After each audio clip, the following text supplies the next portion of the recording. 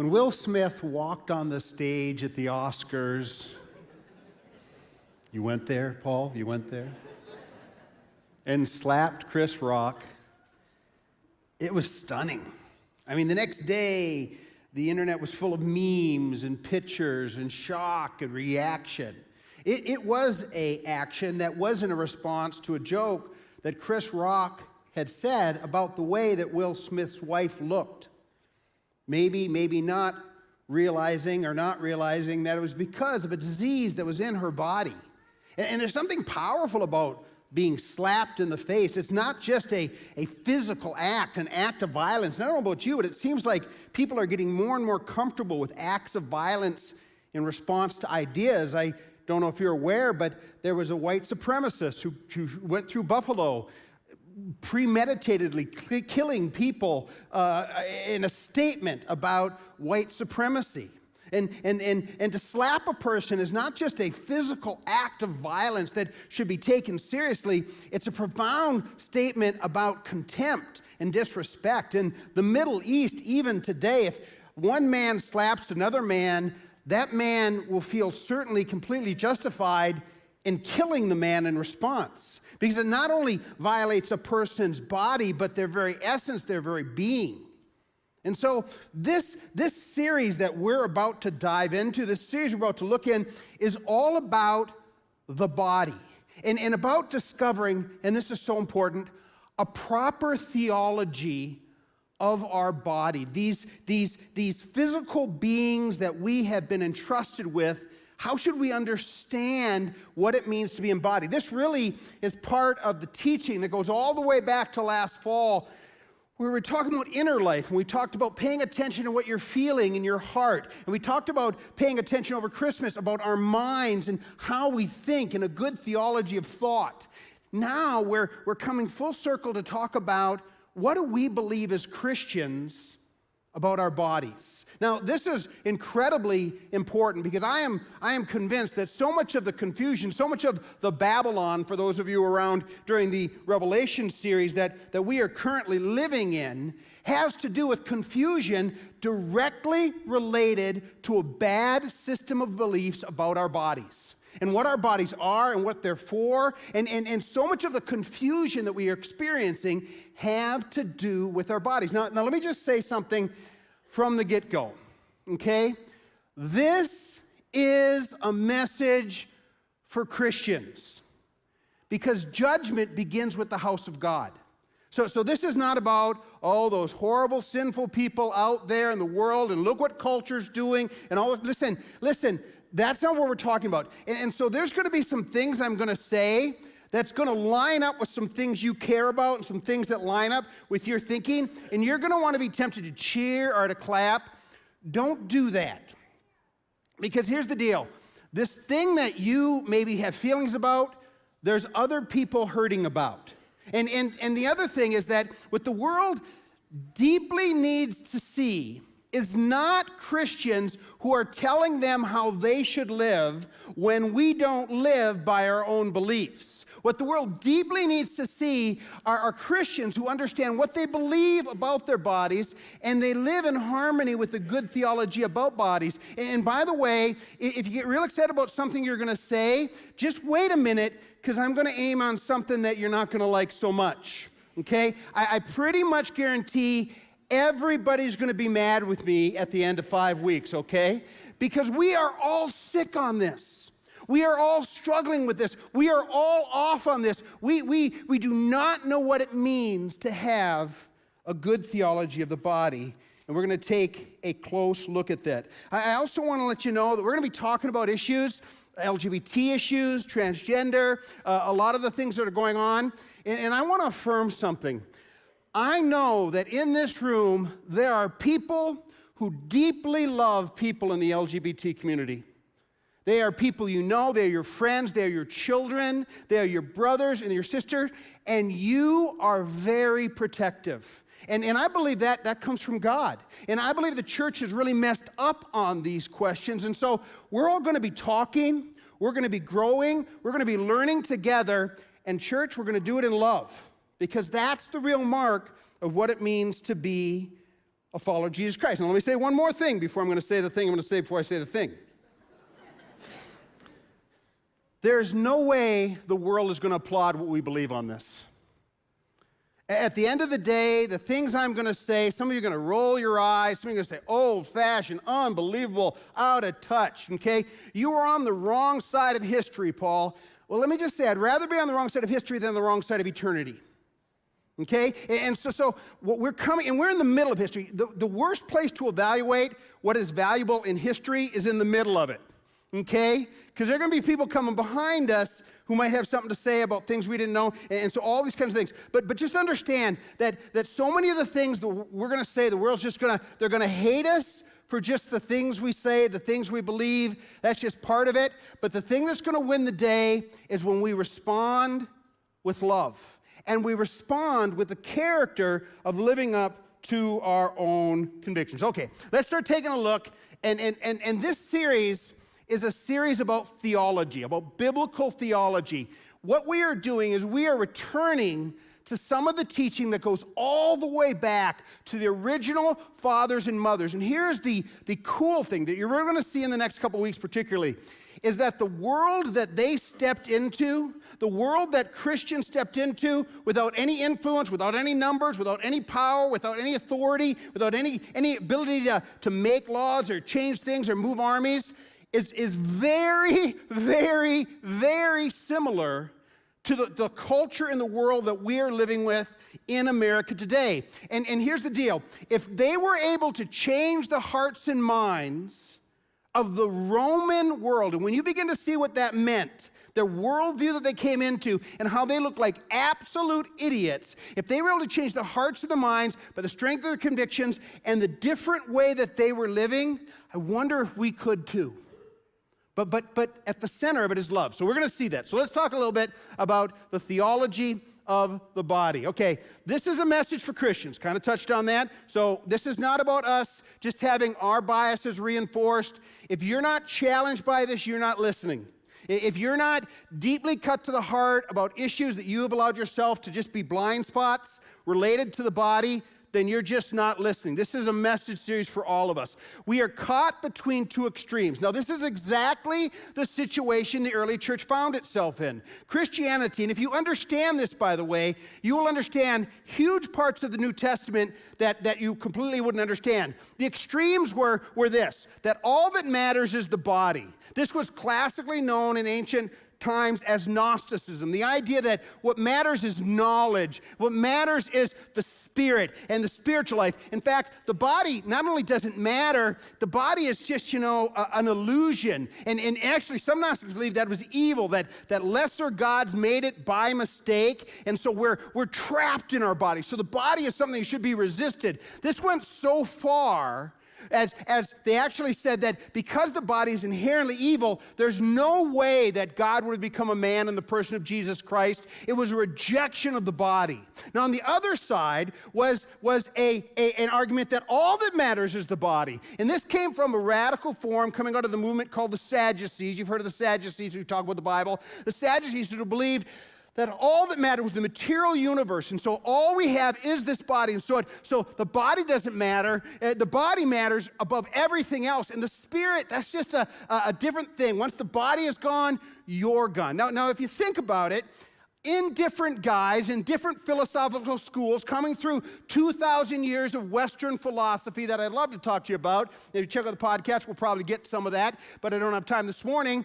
We have arrived at the same conflict, that there are those people who believe that all that matters is the spirit. And so what you do with your body doesn't matter as long as you're in love. What you feel, if you just think, I have my truth, you have your truth. And so what matters is what's going on inside. And so what I do with my body doesn't really matter. It's really up to me. Now, the other extreme are the materialists, those new line atheists who believe, listen, there's no spiritual things, there's no metaphysics.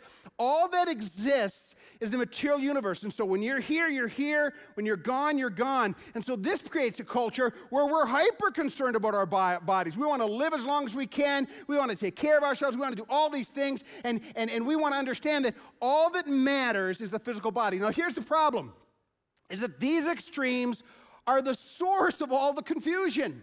That when you embrace either one of the extremes, you are going to arrive at conclusions that are confusing, that don't make sense. You're going to arrive at conclusions where in this life, you're going to actually do some really harmful and dangerous things. So that if you're a materialist, you just say, really, all that is the body, well, then you're going to live, a materialistic life, a self-protective life. If you're a person who believes all that matters in the spirit, and it doesn't matter what you do with your body, well, maybe it doesn't matter what you do with other people's bodies.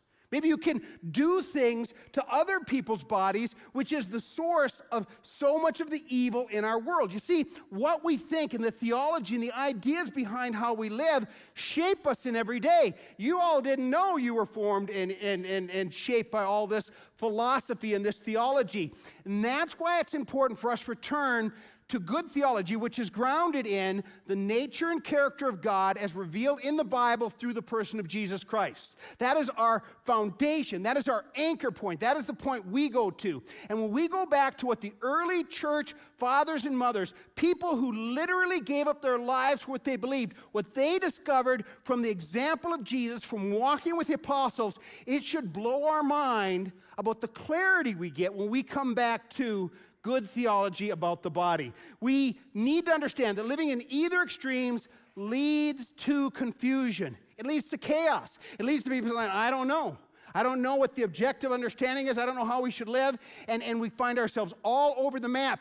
And then we're left just following what we're going to talk about, what the ancient father Augustine talked about, our disordered desires. That's when we start listening to our bodies in a way we shouldn't listen to our bodies instead of paying attention to our deepest desires. We're going to talk all about this.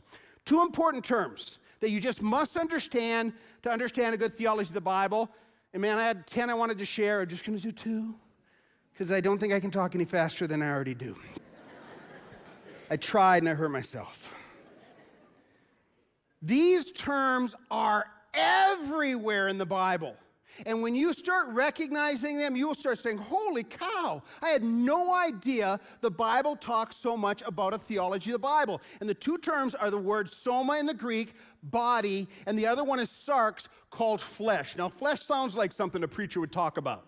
Okay? And I'll say more about that in a minute, and we're going to talk deeply about that next weekend. But let me show you a couple ways in the scriptures these terms are used, and if we take them seriously, man, it'll change everything. First of all, let's talk about the body. It says, let not sin, therefore, reign in your spirit. Reign in your thought. Reign in your attitude. Now, you can sin in your spirit, or in your thought, or in your attitude, but where the rubber hits the road is what you do with your hands, what you do with your body, how you treat your body, what you do with your body, and how, listen now, how you treat the bodies of other people. Are you a user? Are you a taker? Are you using subtle forms of violence? Are you trying to control or manipulate? And when you start understanding this theology, you're going to say, man, the implications of this are huge. And it's super important. He says, don't let sin reign or control or be in concern in your mortal body. This is talking about your skin, your flesh, how you use your senses and your desires to make you, listen to this, a slave or obedient, not to God, not to what is right, not to serving the common good, but to your passions or your desires. And we're going to talk deeply next week about disordered desires. And you want to, one of the quickest ways to become dissatisfied in this life? Give in to your disordered desires, because they deaden your deepest desires. They keep you from pursuing what you actually really want. I can't wait to unpack that in the next couple weeks. Now watch this, another verse, Romans. Do not present your members, literally bodies, their soma, your bodies, the parts of your body, okay, all the implications of that, to sin as instruments for doing the unright thing, for unrighteousness. Now understand something about the Hebrew concept of unrighteousness. Hebrew unrighteousness was deeply grounded in how you treated other people's bodies. Will you enslave them? Will you force yourself upon them? Will you kill them? Will you hurt them? How you treated other people's bodies was at the heart of unrighteousness. But present yourselves to God as those who have been brought from death to life, and your members to God as instruments of righteousness. Again, those words, members, are the word soma, your body. And so the whole idea is an issue of the series we just got done on, stewardship. So this is core to the Christian understanding. God did not create your body and says, here's your body, do what you like.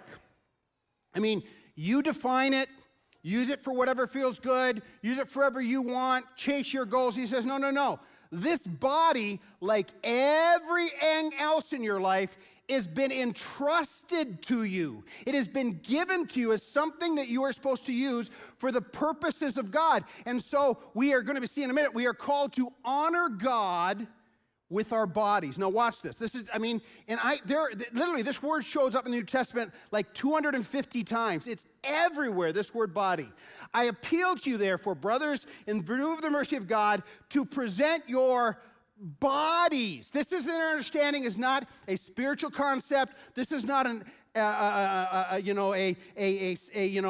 ideal. This is not just a cool worship verse we write songs about. This is the understanding that my body belongs to you, God. I am a steward of this in how I take care of it, how I use it, what I do with it to other people and with other people. All matters. This is core Christian theology. I appeal to you, brothers, in view of God's mercy. Where was God's mercy? Listen now, church. It was that God became embodied. He became a human person with a body, and he used his physical body to bring us salvation. He experienced pain. He was a person who offered literally his body as a living sacrifice. He says, in view of that, you present your body as this living sacrifice. Not just how you die, but how you live, how you use your body. Holy. The word holy means set aside from the ordinary. We're going to do a ton of teaching on holiness this next year, and I hope that doesn't bum you out because holiness is glorious. It's basically saying the opposite of holy is not like sin. The opposite of holy is common, is ordinary. The concept of holy is this is so important that we put it in another category and we don't muck around with ordinary things. This is a special things. And for us to say our bodies are holy, it means we don't muck around in the dirt and the mess and the nasty with it. We honor our bodies because they are entrusted by God. So you present your body holy and acceptable to God. Look at this, which is your spiritual act of worship. So where you hear say this all the time in church, that worship is more than just singing songs, it's how do you live? Well, here's the theology, here's the church. If we're offering our bodies how we live as an instrument of righteousness, that's worship. So what you do with your body is central to whether or not you're really worshiping God. He says, do not conform, look at this, to the pattern of this world. Literally in the Greek it says, don't let the world squeeze you into its mold. Don't let it make you like that. He goes on to say, I don't have time, but be transformed, the renewing of your mind, body together. Haven't got time. Look at this next verse. The body, look at this, is not meant for sexual morality. Why? Well, because it's holy. Because it's precious. And sexual immorality is one of the most destructive forces against your spiritual well-being. It destroys you mentally, emotionally. It destroys you relationally. When it totally gets out of hand, it actually can keep you from bonding with people. Okay? It is a devastating thing. And your body was not meant for that, but for the Lord, and the Lord for the body. So God has better things for us, and we're going to see that. We're going to look at that particularly in week 4. Now look at this next. For if you live according to the flesh. Now this is the next term, the flesh. Now the word flesh is the Greek word sarx. It's not inherently a bad word. What it literally means is biology. It's your hand, it's your cells, it's your body. This is the flesh. And the flesh has desires. Now let me be clear about this.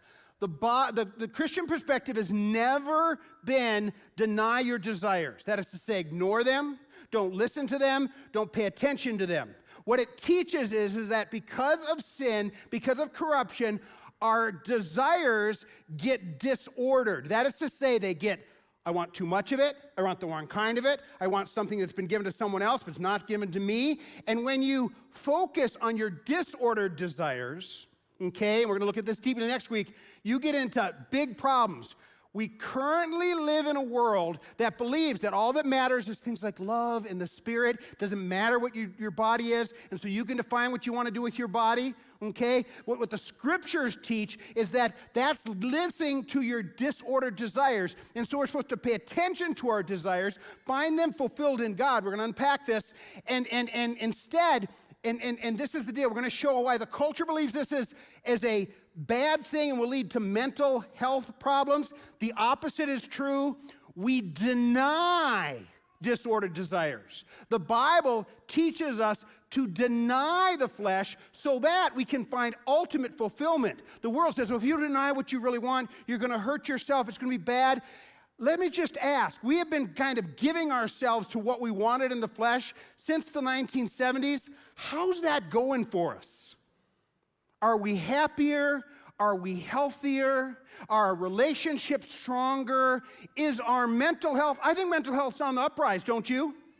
Anybody just absolutely blown away by the amount of anxiety and the amount of fear and the amount of just lack of well-being? It is because we are chasing disordered desires, so we can't find fulfillment for our deepest desires. We're going to unpack this next week. For if you live according to the flesh, you will die. It will kill you. Okay? So this is not just Pastor Paul getting all worked up and telling you preacher things. This is actually a warning from God that if we don't pay attention to our theology of the Bible and we don't learn what we should be saying no to and what we should be saying yes to, and we start disciplining our life for the purposes of godliness, it's going to kill things in us. What's it going to kill? It's going to kill us spiritually. It's going to kill us relationally. It's going to kill us mentally with mental health issues. It's going to kill our passions and our hearts, because the more we give ourselves to things that don't satisfy, the more we come to believe there's nothing that satisfies. And then we find ourselves just consumed with this despair that is epidemic, particularly among the young. If we can look back to the ancient fathers and mothers, we're going to learn so much. But, if by the Spirit's everything in the battle of the flesh. If by the Spirit you put to death the deeds of the body, you will live. So those disordered desires, you kill them. And you fill your life instead with things that are truly satisfying, okay? It changes everything in the world. Again, we're going to look at this deeply next week. Look at this next verse. But I say, walk by the Spirit, and you will not gratify the desires, the passions, the disordered desires of the flesh. For these, look at this, are opposed to each other. What the Spirit wants, what God's Spirit wants, what the flesh wants, they are opposed to each other to keep you from doing the things, listen, that you really want. You know what God wants to give you? He wants to give you what you want, what you really want, not what you think you want, not superficial, not empty desires, not disordered desires. He wants to speak to your deepest longings. It's things like, I want to be loved.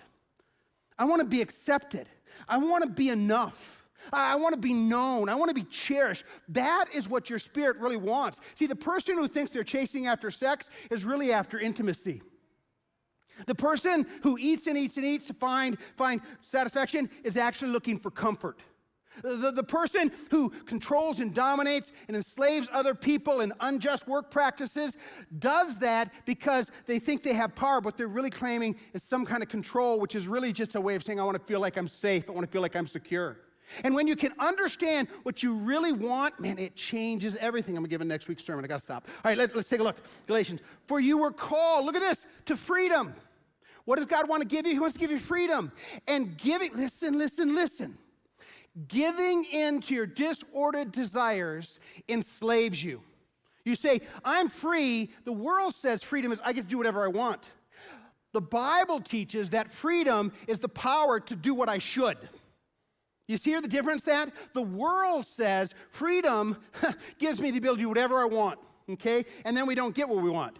The Bible teaches that freedom is giving me the power to do what I should, so that I can be everything I was created to be, so I can fulfill my destiny in this life and in the life to come. You were called to biblical freedom, brothers and sisters, only do not use your freedom, look at this, as an opportunity for the flesh. You can say, I'm free in Christ, and so I can just do whatever I want, follow my desires, it's all about me. But through love, serve one another. So the opposite of slavery is love. And the freedom of God gives us the ability to love one another as we should. That is fulfillment, and that will fulfill your deepest desires. Let's look at the theology of the church. This is historical Christianity, okay? Theology 101. This is what it says. We are embodied spirits. So we do not believe we are merely spirits, and the physical world is an illusion. We believe we are spirits. We also believe we are embodied, and that there is a symbiotic relationship between our body, our mind, our soul. It is beyond our pay grade. It is mysterious. It is glorious. It is at once biological and physical, and has to do with chemicals and hormones and all those things, and it is also spiritual and beyond us. It is a powerful thing, and this is the thing people don't realize. Christianity is one of the only belief systems in ever the world that actually believes this. If you look at other religions or other philosophies, they break one way or the other. And when Christianity messes up, it's when we get off on this. The great heresies of the early church, if you do some church study, church history, was when one group says, no, it's just got to be about the spirit. Can't be about the body. Body. No, the body matters. Oh, no, you got to, and then they get legalistic and rules. It's all about understanding we are embodied spirits. Watch this, okay? The human soul, now we tend to think of the soul as what's left with us after we're gone. You know, right, in eternity, we're going to have a body. We're going to be embodied forever. That there's a literal resurrection. The soul in Hebrew thinking is not there's a soul and there's body. The whole soul is the entire person. It is the integration of the mind, the body, the spirit, and the physical person. That is Christian understanding of the theology of humanity, theology of the body. The human soul is a symbiotic relationship between the mind, the spirit, the heart, and the body. We are not us without our bodies, so we should love and honor our bodies. And so here's the deal. Our bodies matter. What we do with our bodies matters. We should take care of our bodies. We should use them in such a way that we honor them as something important and holy that God has trust. And really, I didn't write this very well. What should have said is not only should we love and honor our bodies, we should love and honor God with our bodies. When you look at your body as an opportunity to worship and something you use to love and honor God, it takes a lot of things off the table. It changes a whole lot of stuff, okay? So this is historical Christianity. Our bodies are a gift from God, so we should accept them as a trust and a means to fulfill our calling and vocation. God has given me this body, whatever body you got, okay? And you may not be happy with your body. I wanted one with more hair. Say I'm too small, too short, too this, too that. You don't understand, I struggle in ways you don't understand. We are all struggling. But the call is for us to understand, God, you've entrusted me with this. How then should I live in and with my body? Our bodies have been corrupted by sin or the disordered desires of the flesh. Okay? So we're going to talk deeply about that. Giving in to our disordered desires creates slavery. Denying our disordered desires create freedom. And the freedom is found in having our truest desires met in God and in a life that really is meaningful and relational and holy and beautiful. Okay, 2 Corinthians lays this out, and this is the deal. We are all embodied. So some of you are saying, that's great, Paul. I'm embodied. You don't understand about my body. I hate my body.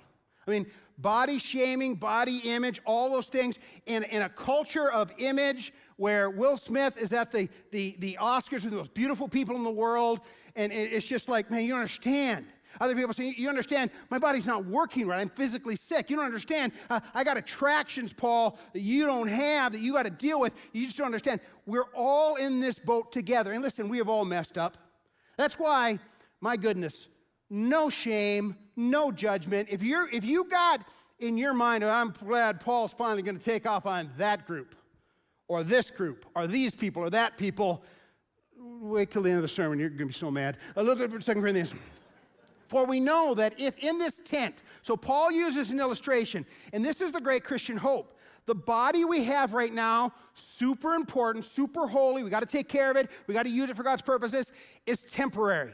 We believe in a resurrection where our eternal embodied state is going to be glorious. Watch this. For we know that the tent that is our earthly home is destroyed. That is our body. It's wasting away. It's getting older. It gets sick. We have a building, an eternal body, a house not made with hands, eternal in the heavenly places. For in this tent we groan. And not just one group groans or one struggling group. We all groan. I'm going to illustrate that in just a minute. We are all kind of in this love-hate relationship, kind of at war with our bodies, longing to put on our heavenly dwellings. There's something about all of our bodies we wish was different.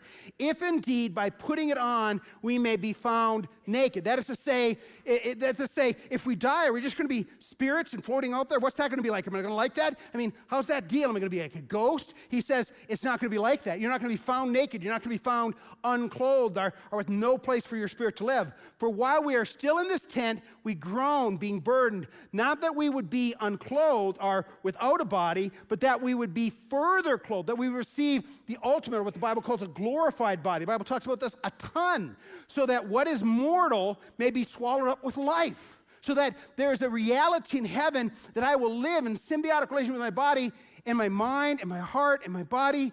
They will just be in sync. And it'll be an eternal, glorious thing that God is preparing us for. Yes, we are good courage. Why are we good courage? In the midst of this world where we're in a body, we're honoring God with our bodies, and our bodies have lots of problems, and we would rather be away from the body and at home with the Lord. So whether we are at home or away, so whether or not we're in our temporary bodies or we're going to be in heaven, we make it our aim to please him. So what's your body for? Well, to please him. This is stewardship 101. This is Christianity. For we must all appear before the judgment seat of Christ, so that each one may receive what is due for what he has done in the, say it with me, body. What you do with your body matters. What you do to other people's bodies matter. And we got to get back to this. Our bodies are not just for our satisfaction and our pleasure. That is the quickest way to have pleasure and be dissatisfied. They are for something so much more beautiful, so much more important. You know, whether we do evil or good in the body, we'll all stand before God. So when it is hard to love my body, just so everybody can find their place for this series, when I don't like how I look. I mean, maybe you're like me and you struggle with weight. And you wish your body wasn't like that, and you wish you were more disciplined, you wish you found the weight loss plan, and you feel that. You don't like how you look, and you feel that, and you're aware of that all the time. Maybe you feel like your hair's the wrong color, or your eyes aren't right, or you have a beautiful sister, or a beautiful brother, or some other person. You don't like how you look. Maybe you're a student right now, and you go to school, and it just seems like everybody else has the right clothes and knows how to do that, and I don't know how to do that, and I don't even know I want to do that. Maybe you've adopted this thing, well, I can't do that, so I'm going to do the other thing, and so you dress in a crazy way that makes sense for you, whatever it is, but you don't like how you look. If you feel that, we felt that, okay? Another example, when it doesn't feel like I fit, okay? So this is the person who says, you know what? I know everything in church, they say guys are attracted to girls and girls are attracted to guys. I don't feel like I fit that. I've never felt like I fit that. And it's been a struggle. I haven't told anybody, and it's messed me up, and I don't know what's going on. And now the whole world is just saying, that's fine, celebrate. And the church is saying, oh, we're not going to say much because we're afraid, but I don't think so, you know. And I'm in the middle trying to figure it out, and I'm just torn apart in the midst of this. Maybe you feel like, you understand, the world says, I'm a woman, and women are supposed to act like this. I just can't imagine me being that. And now I'm in the wrong body, and some of the people are saying I'm in the wrong body, and I just don't feel like I fit. I just don't feel like I fit in this body. Maybe you're in a family of athletes. They just run, and you like, I just kind of like video games. And I just kind of like not exercising, that kind of thing like that. And maybe you just don't feel like, and there's shame with that. We have a culture that just pours on shame with those kinds of things. When it's hard to love my body, when I don't have the abilities I want, okay? I have a wonderful son who's about this tall, a little shorter than I want to be a professional football player. I said, I love you, boy. But you're just not big enough. I had a wonderful, in my scout troop years ago, big, tall kid says, you know what, I can do anything. I said, that's not true. Well, my guidance counselor said, well, it's actually not true. And he said, what do you mean? I said, well, you can't be an astronaut. You're too tall. He wouldn't fit you in the pod. And he's like, looked at me like, you're the worst pastor ever. Ever. I said, but here's the thing, my friend. There's something you can do that you were created to do. And if you focus on all the things you maybe wish you could do that you're not created to do, you will miss the thing that only you can do. So you were created for vocation, for calling. It's beautiful, okay? When else is it hard to love my body? When I am struggling with compulsion, desire, and addiction. when I am drawn to things in a way that other people, there's some people who can have a brandy in the evening, there's other people who cannot. There's some people who take drugs one time and they made one choice and now it's making decisions for them. There's other people who just never went there. Some people who can eat and eat and eat, and then we just don't love those people. We love those people. I get it. And there's some desires, there's compulsions, there's things that feel out of control that I've given into my disordered desires. Now I'm in a battle. And that's hard, and I groan, just like the scriptures say. Isn't it funny that when you look at the scripture, it actually describes the way things actually are? I groan, I'm longing for something more, but I'm going to keep fighting. And if you're in the fight, we're all in the fight, okay? When else is it hard to love my body? When I get sick or disabled. That is to say, when something isn't right, I get a diagnosis, or maybe I was born with something that isn't quite right. I have a daughter who grew up with a chronic illness, and my goodness, I want to talk about just, is this the body I'm supposed to have? And when you have that, and that comes especially if you've been healthy your whole life, and all of a sudden you're not. You say, who am I? What's going on? This is when it gets hard. This is part of the human story. This is why it has to have a good theology. Because even the person who says, you know what, the people who do this best, the people who said, I got sick, and I saw how God used that. He used the sickness in my body to do this with my family or me or the doctor or some other thing. It changes us, and it shows us. The other one is that when I'm getting older, okay? We have a culture that holds aging in disdain. The Bible exalts getting older as a thing that's honorable and good and should be respected. And here's the thing about getting older is I'm figuring I'm older, I can't do what I used to do. I have to start accepting limitations in my body that actually open up things in my spirit, in my mind, and relationally and influentially that now I can do, but I can't pretend that I'm young anymore, that I have a nobility in how I do that. We have a horrible theology of aging because we have a horrible theology of the Bible, okay? So this is what we need to understand, okay? Let me challenge you with some next steps. Let me just broaden your thinking about what we're talking about here today. Because at the end of the day, here are just a few issues that are implied about when we talk about the theology of the body. It talks about how we take care of our physical bodies and the stewardship of our health. It talks about things like body shaming and bullying. It talks about things like the general care and stewardship of other people's body. It speaks to sexuality and sexual immorality, which is rampant in the church. In the church. We have no business telling the world what they're doing wrong. Judgment begins in the house of God. Same-sex attraction is affected by the body. Gender confusion is affected. Rape and exploitation of children is an issue of the body. Slavery and trafficking, taking another person's body and saying you must do this is an issue. Race and racism is an issue of the body because your body is different than my body. Culturally, skin color, whatever, that is an issue of bad theology. Oppression of women and sexism is an issue of the body. War and violence, and the sickening tendency we have to run to violence, to buy another gun, to come up against, saying, I'm gonna protect myself no matter what. Okay? Man, we got to understand that's a bad theology of the Bible. And the idea that I would shoot someone, that's a huge thing. Proper incarceration and the deep need for prison reform. Taking someone's body and saying, we're going to put you in the cell in this way, and we're going to do it in an unjust way.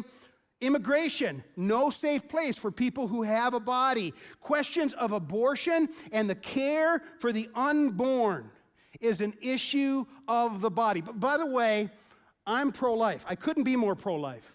And I'll just say it. If I could change the rules right now and change the laws, I would. But let me say, poverty is an issue of the body. If a person doesn't have food to eat, that's an issue.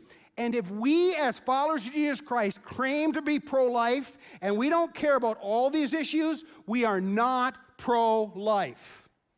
It's much, much more than the abortion that affects another person's body. It's a much deeper question. And until we understand that and get our own house in order, the world's just going to get mad at us, and they're not all wrong. Okay? So suicide is an issue of the body. Euthanasia is an issue of the body. Care for the elderly. Access to all places for the handicapped. Adoption and foster care. How we care for the environment is an issue of the body. See, goes on and on. The history of oppression of indigenous people, and it goes on and on and on. And my friends, all of us are culpable. There are some on that list, if you're on the right, you're going, yeah. And there's some on the left, you're going, yeah. And then if you're on the right, you're going, oh, yeah. And there's others on the left, you go, oh, yeah. But all of it is related to what Christians have always believed about our bodies, that our bodies matter, and what we do with our bodies and what we do to the bodies of other people matters deeply to the one who ennobled bodies by saying when he created everything, oh, it's good, it's good. You don't understand how many religions don't say that about the material world. But Christianity says, this is good, this is good. And he says, I entrust you with this. And then when humanities, he said, oh, this is very good. The one who so ennobled our embodiedness that he who in very nature was God, God is spirit, okay? Who in very nature God became like us as a servant and gave up his body. And this should inform how we think about all of this, not our biases, not our opinions, not our political agendas, but what does our belief say about how then we should live and who we should be. Let me just give you this last word. We're going to be on this journey together. We've got a couple devotions. One is a family devotions. Family, this is going to be talking about the importance, oh, listen, families, about talking to your kids about their bodies. If you have not started talking to your kids about their bodies and why they're important, why they should be protected, and what's appropriate, y'all need to get this and y'all need to do some work, all right? And you say, my kids are just little. That's when you start. Because the bigger they get, the more awkward it gets. If you talk to them when they're little in an appropriate way, then it's just a conversation you've been having their whole life. And they have a sense of their bodies and a sense of themselves. This is just good parenting, okay? So the other is this devotion, very different devotion. What you do is you open this devotion, you get your phone out, you scan the code, or you go to Right Now Media, and there's all kinds of videos talking about the issues that we're going to be going over. And listen, I don't have easy answers for a lot of these questions. But I'm going to struggle with it, and I want our theology to define how we're going through this as a congregation. And I want my biases and my beliefs to be deeply challenged. And I just want to a return to the nature and character of God as found in the Bible and revealed in the person of Jesus. And so together, we're going to start this journey together. Let's pray. Father, there's so much here. And Father God, as a pastor, my heart just breaks when I just see how many of the people of God are just being decimated because of a bad theology of the body, about chasing disordered desires, about not learning to resist things we should resist and embrace things we should embrace, saying no to the wrong things, saying yes to the right things. And Father God, we're all in this. We're trying to figure it out. So right now, in Jesus' name, by the power of the Holy Spirit, I pray that a spirit of humility would come over me and every person here, a spirit of openness and learning from your spirit and from your word, that you would even have us start interacting with people who have disagreed with us, that we would admit, boy, I've been off on that, I've been completely wrong about that, I've been out of balance on that. It's time for me to take a hard look. So Father God, I just pray you will challenge us deeply. I thank you for the original Christians, the fathers and mothers who forged the faith and the great creeds, who captured the books of the Bible, brought them together so we would have them. They gave their lives to do that. They literally gave their bodies to do that. Let us honor them by paying attention to what they said. And Father God, I just pray that you would just challenge us so deeply. And I just pray these things in Jesus' name. Amen.